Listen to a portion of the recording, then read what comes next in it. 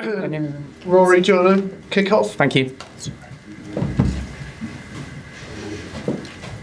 Joe, congratulations. The winning moment, how did it feel to be a Test match winning captain of England again? Felt good. I think it's been a brilliant performance from the very first ball. I think having won the toss, got the chance to exploit those conditions early, and the way that we did that from the outset was excellent.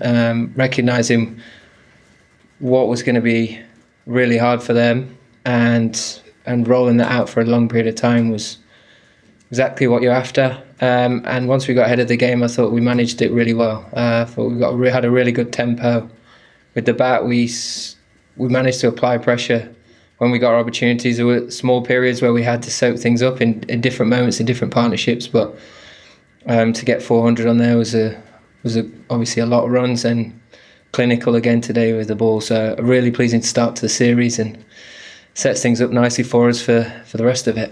In all three disciplines, did you sense there was a calmness around the team? It felt like that.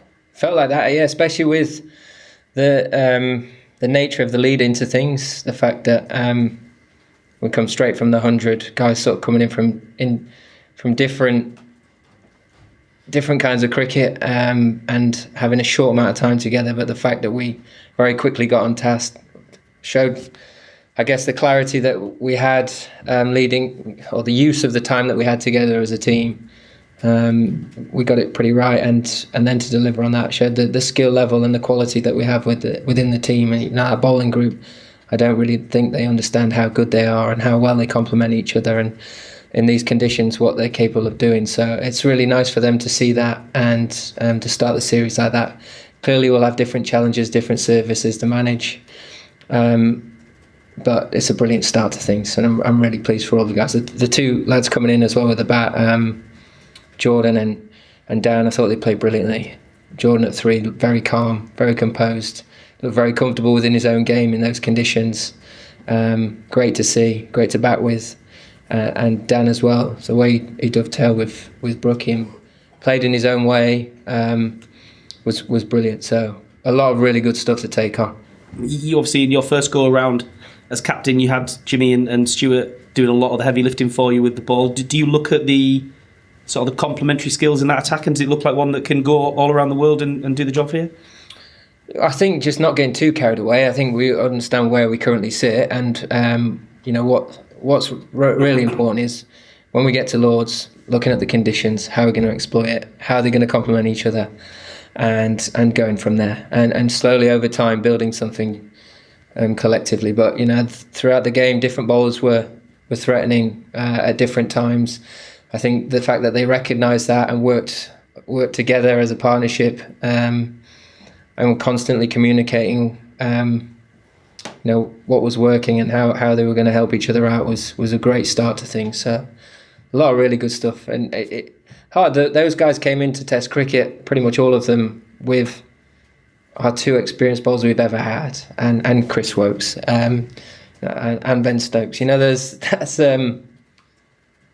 That's a lot of wickets and a lot of seniority. So all of a sudden you've got an opportunity to lead things yourselves and do things slightly differently, and to step into a different space, and that's the chance that they have. And I think it's a great start to things this week in doing that. And just lastly from me, just to take you out of the moment for a second, with some of the success you've had here at Headingley, and you've been very happy here as your home ground. Any disappointment from you that we won't be back here next summer for an Ashes Test?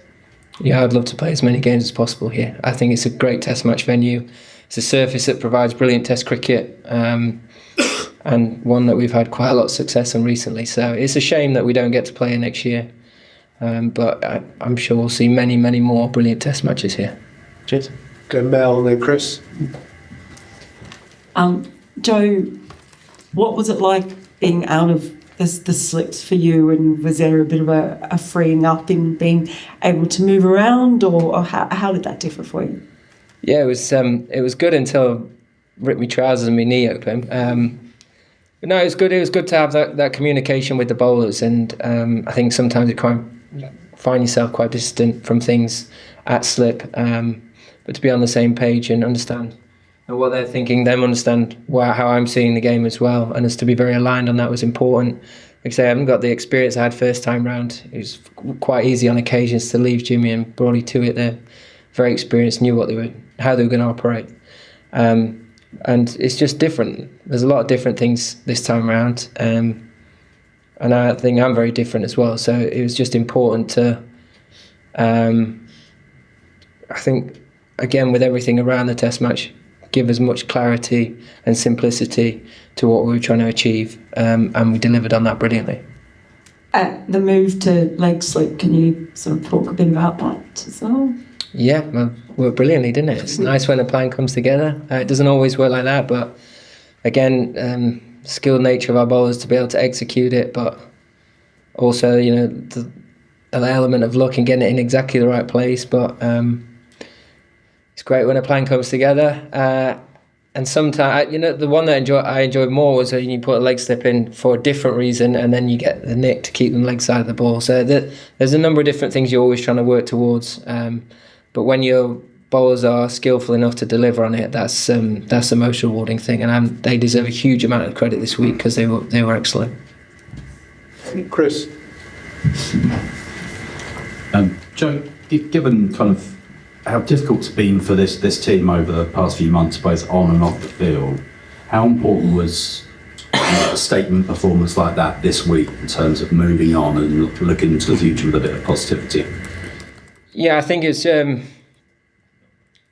always important to win Test match. You're playing for England, right? It's what you set out to do every time you walk out onto that field. But I think more the fact that we delivered on everything we spoke about. I think that's the most pleasing thing and the most enjoyable thing about all of it, and sets us up nicely for the rest of this series. But it's an understanding that this is one game. There's going to be other challenges, different things to manage.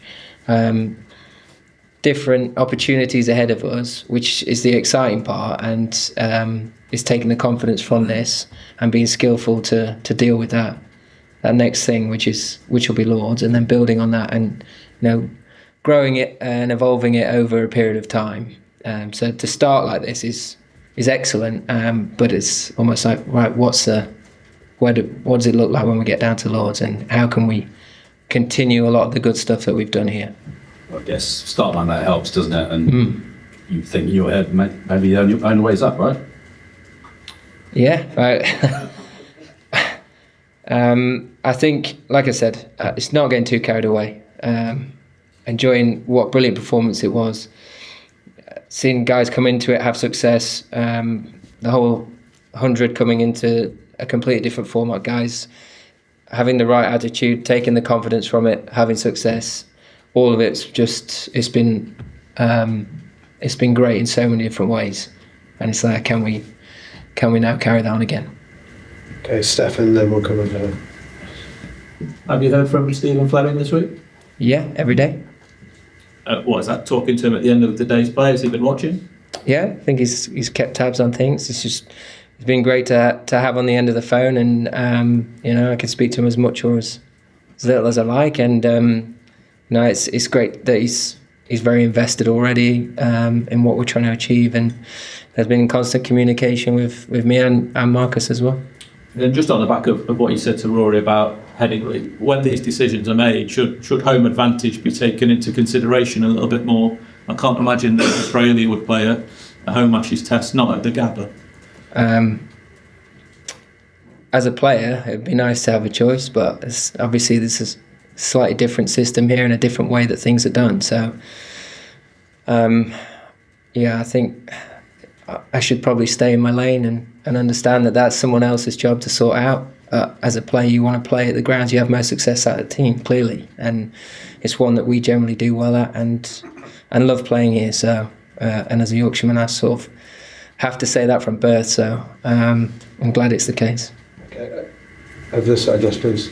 So given Pakistan's recent struggles, was it a case of just waiting for that bad ball when you were batting, and when the opposition were obviously bowling, just waiting for that bad ball, and when you were bowling at them, was it a case of just waiting for them to make a mistake?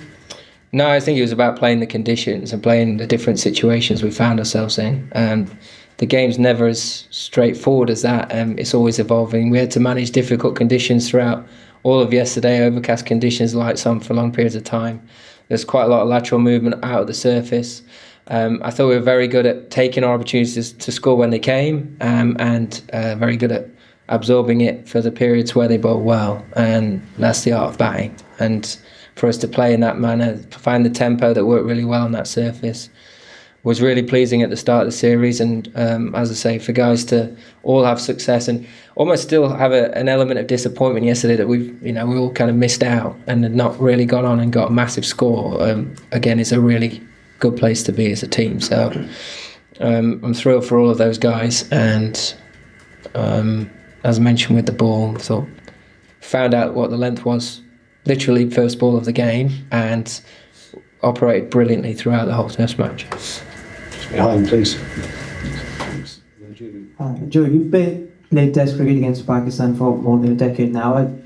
Without taking anything away from England, were you slightly surprised by the relative lack of fight from this particular Pakistan side? I don't see it like that at all. I'm just really pleased with our performance and the way that we dealt with things out there.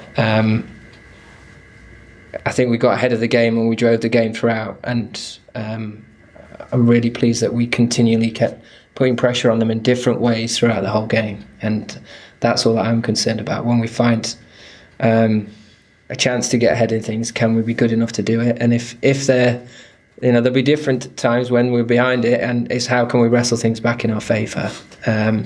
But first time out, for us to be as clinical as that, put them under pressure in different elements of the game for long periods of time like we did, that's what I've sort of reflected from this. And we know that Pakistan have got some wonderful players and they're a very proud team, and it'll be a different set of circumstances, conditions, and problems to solve at Lords, and we've got to be skillful and quick enough to recognise what that looks like and counter that well when we get our opportunities there.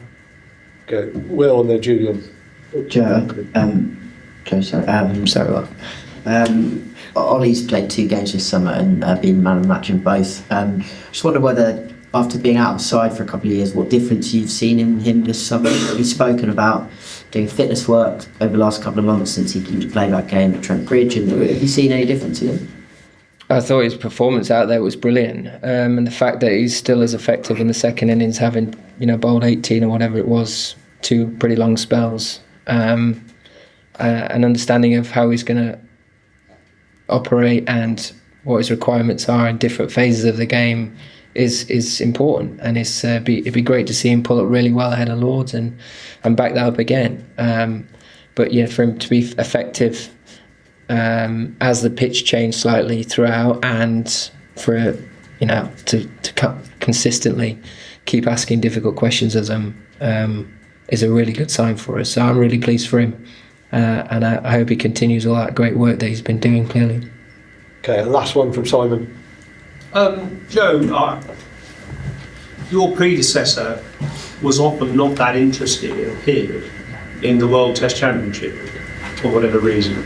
And one of the things that happened over the last couple of years was slow over rates, causing penalty points, which meant you drop down the table.